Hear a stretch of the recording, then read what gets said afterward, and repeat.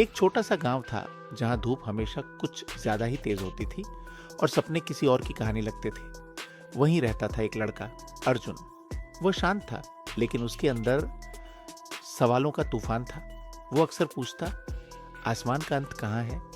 अगर मैं चलता रहूं तो क्या सपना सच में पास आ सकता है? गांव के लोग हंसते थे। अर्जुन, ये सब बातें किताबों में अच्छी लगती हैं। असली जिंदगी खेत, हल और मेहनत है। पर अर्जुन हर शाम गांव के बाहर एक पहाड़ी पर चढ़ जाता, जहां वो क्षितिज को निहारता। उसे लगता था कि वहां कुछ अद्भुत है, कुछ जो उसका इंतजार कर रहा है।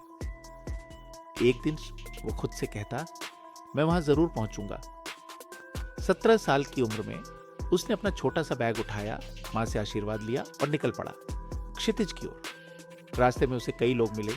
एक पैर से नाचने वाला कलाकार जिसने कहा, ताल दिल से आती है, पैरों से नहीं।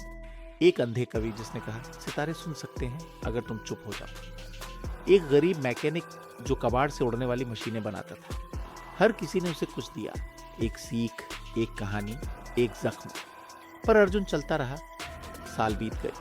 कई बार वो थक गया, टूटा, सोचा छोड़ दूं। लेकिन हर बार उसे वो पहाड़ी पर खड़ा छोटा अर्जुन याद आता, जो आंखों में आगली कहता था, मैं पहुंचूंगा। और वो फिर से चल पड़ता। एक दिन वो एक समुंदर के किनारे पहुंचा। सामने सिर्फ नीला आकाश और लहरें। वहां एक छोटा बच्चा खड़ा था। उसने पूछा, भैया, क्या हम कभी क्षितिज तक पहुंच सकते हैं?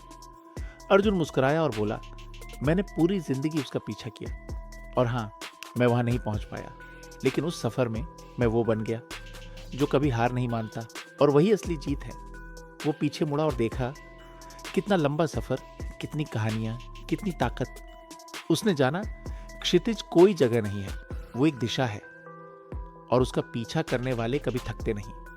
संदेश, जब तुम सपनों के पीछे चलते हो तो जरूरी नहीं कि तुम मंजिल तक पहुंचो, पर तुम वो बन जाते हो जो किसी भी मंजिल से बड़ा होता है, एक प्रेरणा।